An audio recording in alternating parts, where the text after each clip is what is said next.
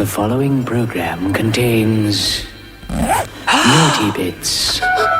And today's sex symbol, ladies and gentlemen, is none other than 70s Miss Wet T-shirt herself, Miss Jacqueline Bisset. And I am besotted with Bisset's boobies. Ooh, it's all getting crazy, ladies and gentlemen, because on the 31st of October, my favorite day of the year, Halloween, Dragon Age: The VEILGUARD will be released. And will probably be the death knell for Bioware, the once great company that had people like Casey Hudson in their employ. But no, folks, it only gets so much more worse than that. Make video games great again. Yeah, exactly. With recent flops like Conquered and Dustborn, games are prioritizing pronouns and things like that instead That's of actual annoying. gameplay. Yeah. Yes, hallelujah, it's the video show. And now, the man the BBC calls... Jason King on Kung Fu Hot Dog. And before I get into the main articles I would like to cover today, 6 hours of playing Dragon Age from PC Gamer. The VEILGUARD gave me the faith its trailers couldn't. This is the Bioware comeback fans want. No, it's not. Everyone, get ready! Sorry, my face is tired from dealing with everything. Sexism in gaming. Now check this out. The chick here has the biggest bulbous head I have ever seen.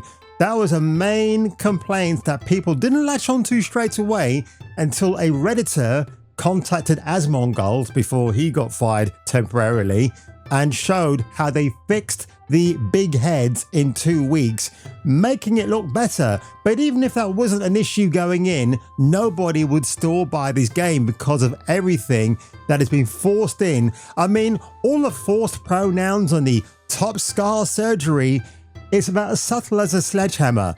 And I'm not talking about Detective Sledgehammer because that guy's absolutely awesome. You sadistic, depraved, bloodthirsty barbaric! Is that why you called me in here, to shower me with compliments? No!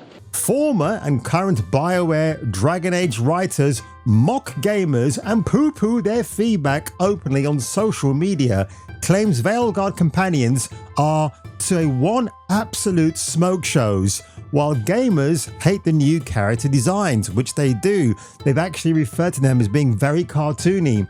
This shows you how little they think of you. Don't buy games from developers who hate you. This guy called David Gator, because he's a gator on the gaydar in the gay bar.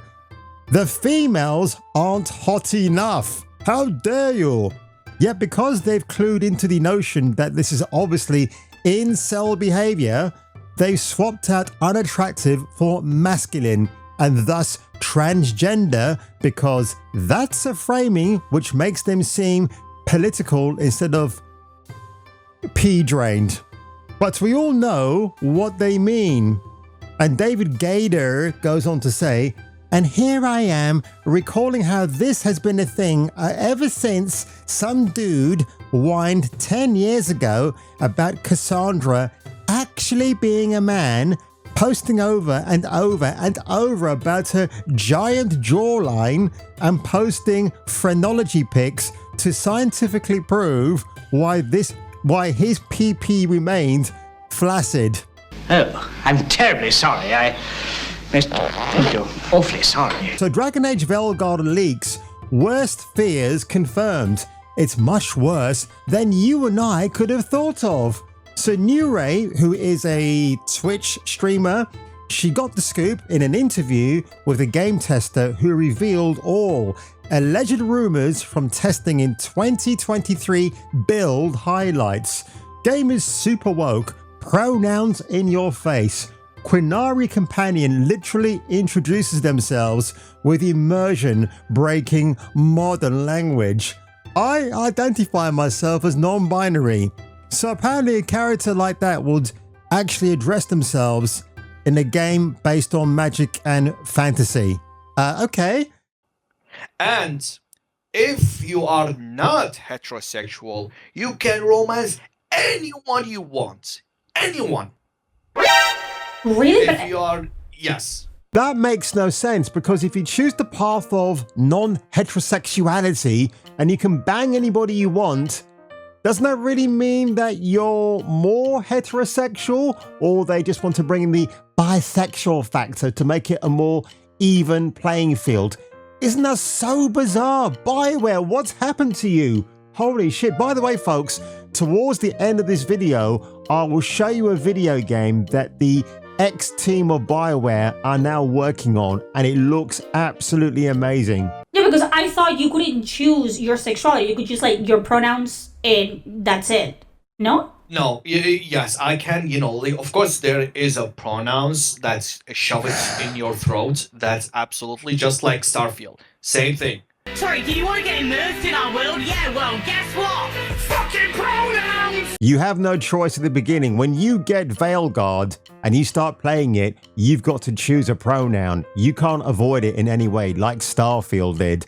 It's bizarre that a video game is forcing you to choose a pronoun. If you don't choose the pronoun, you can't play the video game.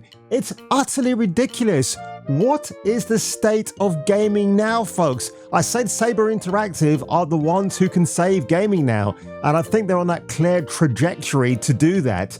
But Bioware, you deserve what you actually get. So this woman, Nuri, did a very good job talking to this playtester, and it reminds me of the Last of Us Part 2 situation, where if anybody at Naughty Dog had an objection about Abby Johnson, and many did, they could actually get up from the office and walk out, or they'll be fired, or they'll be censored. Because Neil Druckmann is a big piece of shit. And as a game creator, I look around at kind of what we are making and what are going to be her role models from the stories. And I don't like what I see.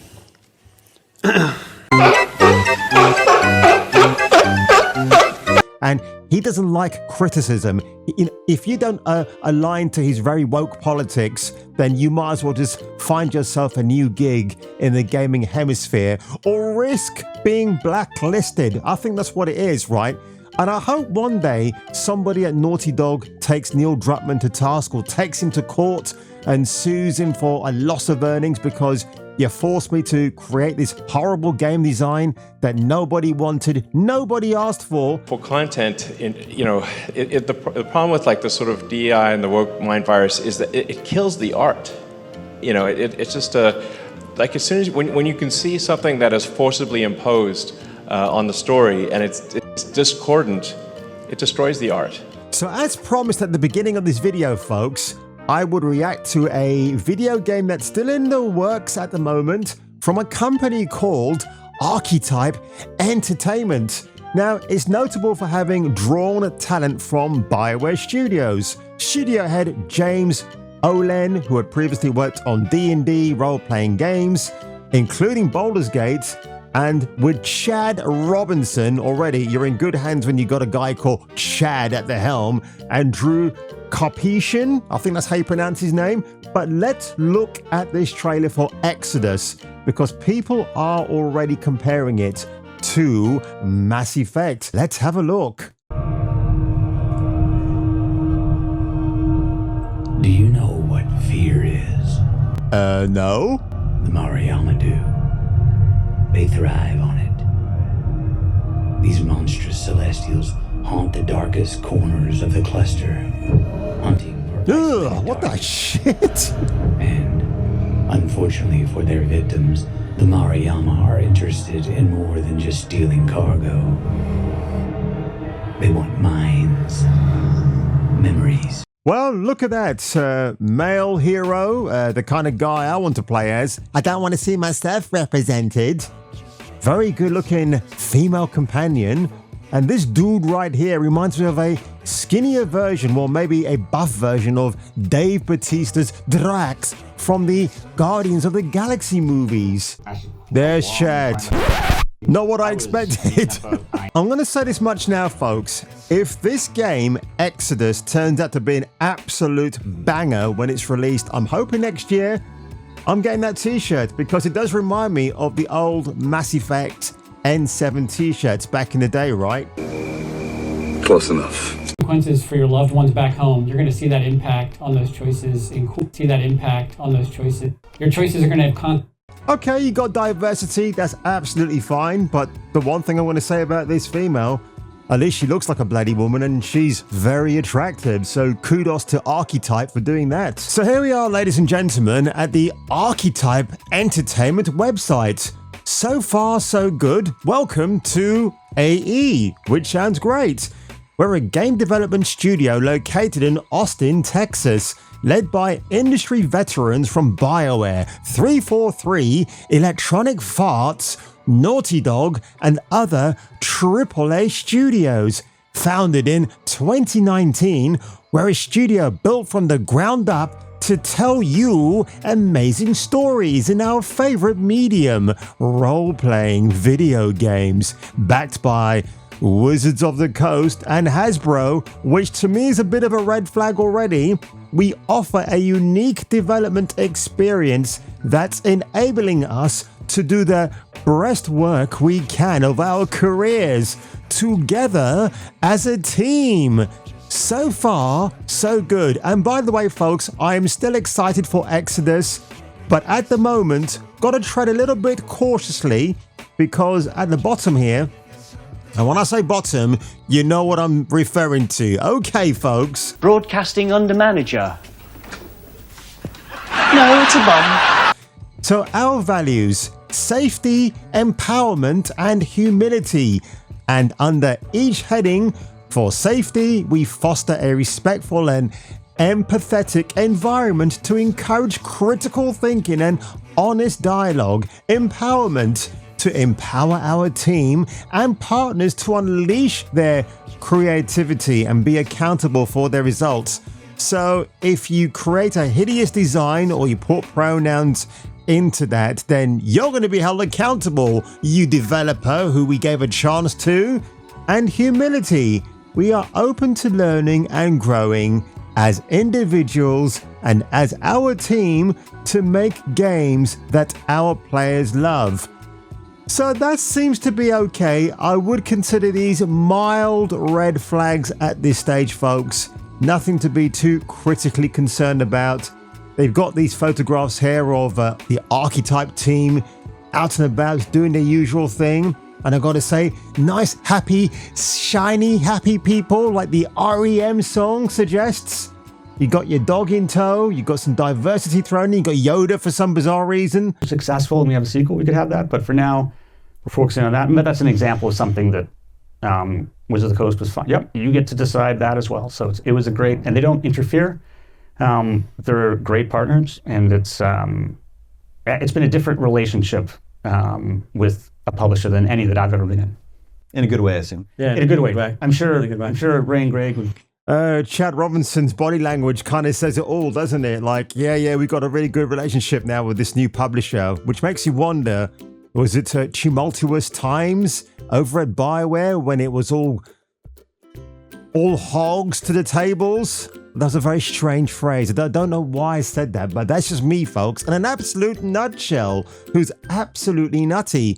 So I just want to head on back to my screen once again, folks. So that's it. If you weren't aware, the Archetype Entertainment, made up of ex-Bioware folks, are now bringing a new iteration, and it's not obviously called Mass Effect, but it gives you feels, nostalgia of what that game used to be. Again, the Mass Effect trilogy had tons of diversity in it, but nobody ever complained about that, did they? You could romance whoever you wanted to without forcing you to make very ill-advised choices. So I'm looking forward to seeing what Exodus looks like. I hope there's no red flags attached to this game, and if these guys are who I think they are, I hope they're actually going to bring out a banger of a title. So on that one, ladies and gentlemen, if you enjoyed this video today, make sure you give it a like, make sure you subscribe. And if I were you, and if you were me, and rest in peace Bioware and Dragon Age the VEILGUARD, because you deserve everything you get, I'll catch you catching me for the return of the next video. Bulge size. You can adjust it to however you want. I had some fun playing around with the bulge size. I'm not gonna lie.